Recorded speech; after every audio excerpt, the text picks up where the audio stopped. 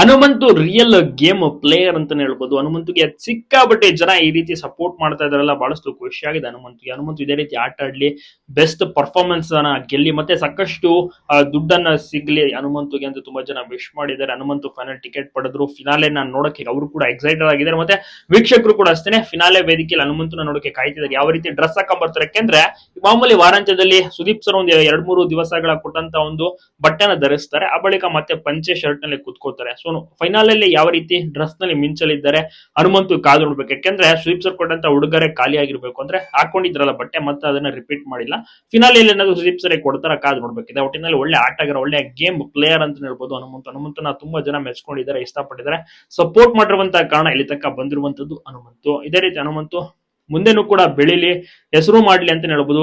ಸರಿಗಮಪ್ಪದಿಂದ ಈಗ big boss Hanumanthu ಅಂತೂ ಕೂಡ ಹೆಸರು ಬಂದಿದೆ, ತುಂಬಾ ಜನ ಮೆಚ್ಕೊಂಡಿದ್ದಾರೆ, ಇಷ್ಟಪಟ್ಟಿದ್ದಾರೆ, ತುಂಬಾನೇ ಸಪೋರ್ಟ್ ಸಹ ಸಿಗ್ತಾ ಇದೆ ಹನುಮಂತಿಗೆ. ನಿಜಕ್ಕೂ ಕೂಡ ಸೂಪರ್ ಕಂಟೆಸ್ಟೆಂಟ್ ಅಂತ ಹೇಳ್ಬೋದು, ಚೆನ್ನಾಗಿ ಪರ್ಫಾರ್ಮೆನ್ಸ್ ಅನ್ನೋದು. ಈಗ ಅಲ್ಟಿಮೇಟ್ ಕ್ಯಾಪ್ಟನ್ ಅಂದ್ರೆ ಕೊನೆಯ ಕ್ಯಾಪ್ಟನ್ ಸೀಸನ್ 11ರ ಕೊನೆಯ ಕ್ಯಾಪ್ಟನ್ ಹನುಮಂತು ಆಗಿದ್ದಾರೆ. ಜೊತೆಗೆ ಉಸ್ತುವಾರಿಯನ್ನ ತುಂಬಾ ಚೆನ್ನಾಗಿ ಮಾಡ್ತಾ ಇದ್ದಾರೆ. ಇವರ ಒಂದು ಉಸ್ತುವಾರಿಯಲ್ಲಿ ತುಂಬಾ ಚೆನ್ನಾಗಿ ಟಾಸ್ಕ್ ಗಳು, ಗೇಮ್ಗಳು ಕೂಡ ಇಂಟ್ರೆಸ್ಟಿಂಗ್ ಆಗಿ ಬರ್ತಾ ಇದೆ, ಚೆನ್ನಾಗಿ ಮಾರ್ಕ್ಸ್ ಅನ್ನು ಕೂಡ ಕೊಡ್ತಾ ಇದ್ದಾರೆ. ಉಸ್ತುವಾರಿ ತುಂಬಾ ಚೆನ್ನಾಗಿತ್ತು, ಎಲ್ಲರೂ ಕೂಡ ಇಷ್ಟಪಟ್ಟಿದ್ದಾರೆ, ಮೆಚ್ಕೊಂಡಿದ್ದಾರೆ. ನಿಮ್ಗೂ ಕೂಡ ಇಷ್ಟ ಆಯ್ತು ತಪ್ಪದೆ ಕಮೆಂಟ್ ಮಾಡಿ.